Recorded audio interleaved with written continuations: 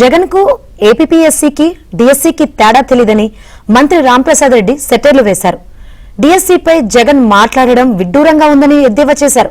డిఎస్సీపై మంత్రి లోకేష్ సవాల్ విసిరినా జగన్ చర్చకు రాలేదంటున్న మంత్రి రాంప్రసాద్ రెడ్డితో మా ప్రతినిధి రామకృష్ణ ఫేస్ టు ఫేస్.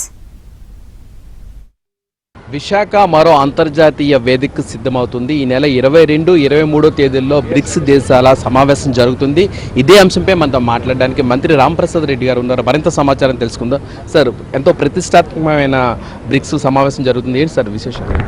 ముఖ్యంగా ఈరోజు ఎన్నో ఇంటర్నేషనల్ ఈవెంట్స్కు వైజాగ్ ప్లాట్ఫామ్గా ఆతిథ్యం ఇచ్చే స్థాయికి ఎదిగిందంటే చాలా సంతోషించాలా. దీనికి అంతటి కారణం గౌరవ ముఖ్యమంత్రి వర్యులే.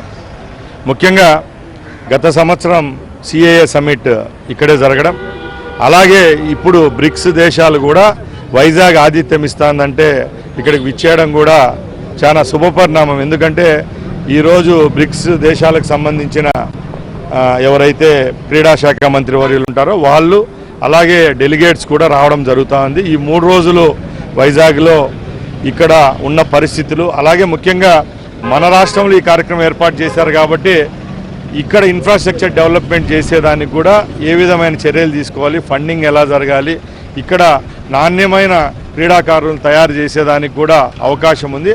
ముఖ్యంగా ఇది వేదిక కావడం అయితే మాకు చాలా సంతోషాన్ని ఇచ్చింది. ఎందుకంటే ఎన్నో రాష్ట్రాలు ఉన్నాయి. ఈరోజు వైజాగ్ పట్టణాన్ని వాళ్ళు చూస్ చేసుకోవడం కూడా మాకు చాలా సంతోషాన్ని ఇస్తుంది.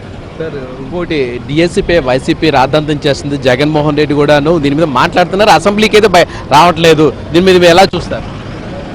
జగన్మోహన్ రెడ్డిది నిన్నంతా మీడియాలో చూశారు మీరు.